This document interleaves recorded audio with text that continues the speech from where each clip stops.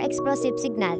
A gun or other explosive signal fired at intervals of about a minute is a distress signal. This signal can be sent and heard from a distance, making it an effective way to alert other vessels. Fog signaling apparatus. A continuous sounding with any fog signaling apparatus can also be used as a distress signal. This signal is particularly effective in foggy conditions when visibility is limited. Rockets or cells throwing with starfire one at a time at short intervals are another visual distress signal. These signals are visible from a long distance and can be used in both day and night. Morse code source, a signal made by any signaling method consisting of the group. Source in Morse code is a distress signal. This signal is recognized international and can be transmitted by radio, light, or other means. Radio telephony, MIDI, a signal sent by radio telephony consisting of the spoken word. MIDI is a distress signal. This signal is recognized internationally and can be used to alert other vessel or shore station that a ship is in danger. International Code Signal (INSI). The International Code Signal of Distress indicated by INSI is a distress signal. This signal is recognized internationally and can be used to alert other vessel or shore station that a ship is in danger. Square plug with ball. A square plug having above or below it a ball or anything resembling a ball is a distress signal. This signal is often used in conjunction with other signals to emphasize the need for assistance. Rocket parachute flare or hand flare. A rocket parachute flare or hand flare showing a red light is a distress signal. These flares are visible from a long distance and can be used in both day and night. Smoke signal. A smoke signal giving off orange color smoke is a distress signal.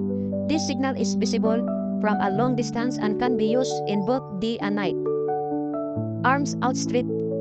Slowly and repeated raising and lowering arms outstretched to each side is a distress signal.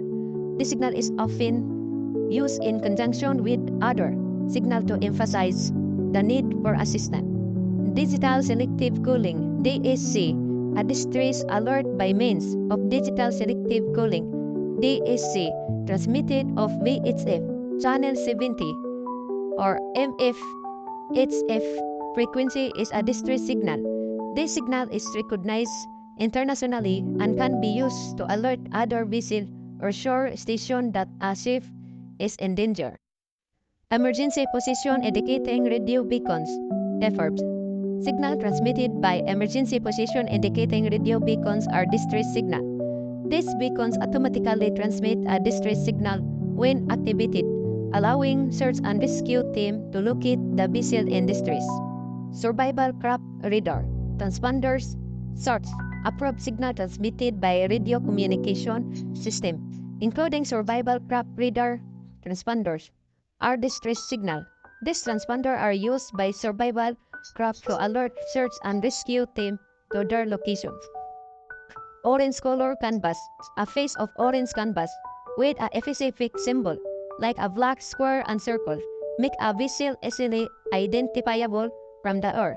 This is in quick visual location during search and rescue operation. Dye marker.